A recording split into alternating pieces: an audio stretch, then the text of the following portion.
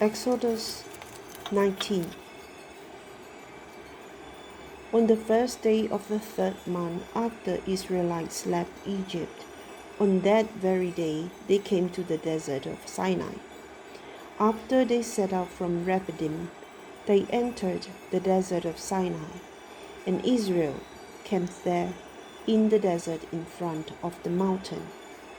Then Moses went up to God, and the Lord called to him from the mountain and said, "This is what you are to say to the descendants of Jacob, and what you are to tell the people of Israel. You yourselves have seen what I did to Egypt, and how I carried you on eagle's wings and brought you to myself.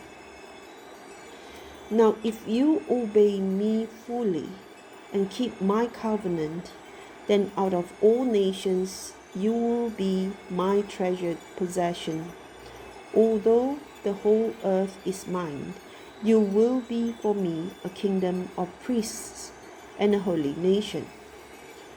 These are the words you are to speak to the Israelites."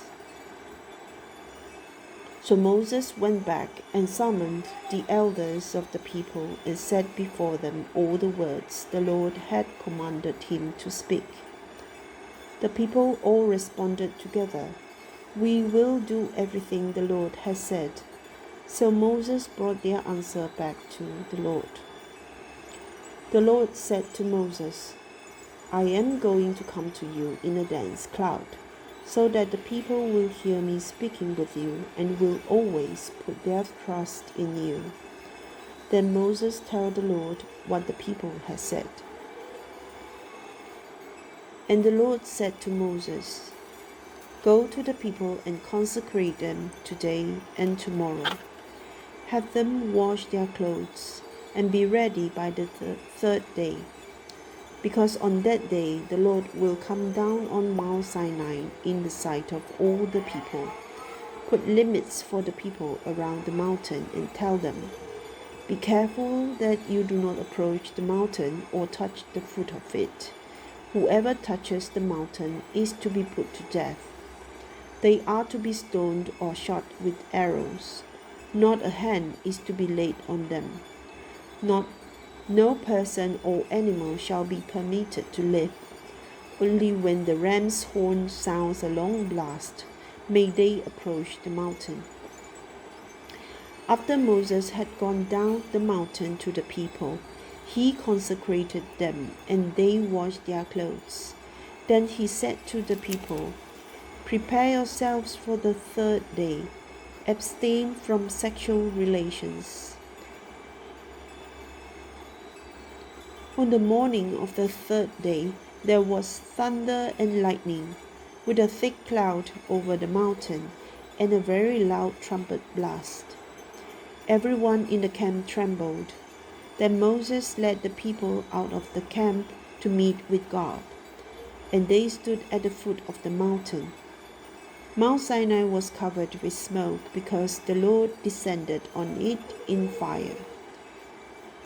The smoke billowed up from it like smoke from a furnace, and the whole mountain trembled violently.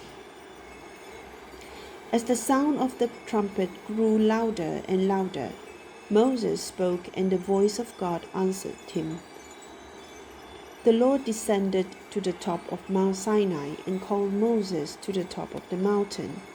So Moses went up, and the Lord said to him, "Go down and warn the people so they do not force their way through to see the Lord, and many of them perish. Even the priests who approach the Lord must consecrate themselves, or the Lord will break out against them." Moses said to the Lord, "The people cannot come up Mount Sinai because you yourself warned us. Put limits around the mountain and set it apart as holy." The Lord replied, "Go down and bring Aaron up with you. But the priests and the people must not force their way through to come up to the Lord, or he will break out against them." So Moses went down to the people and told them,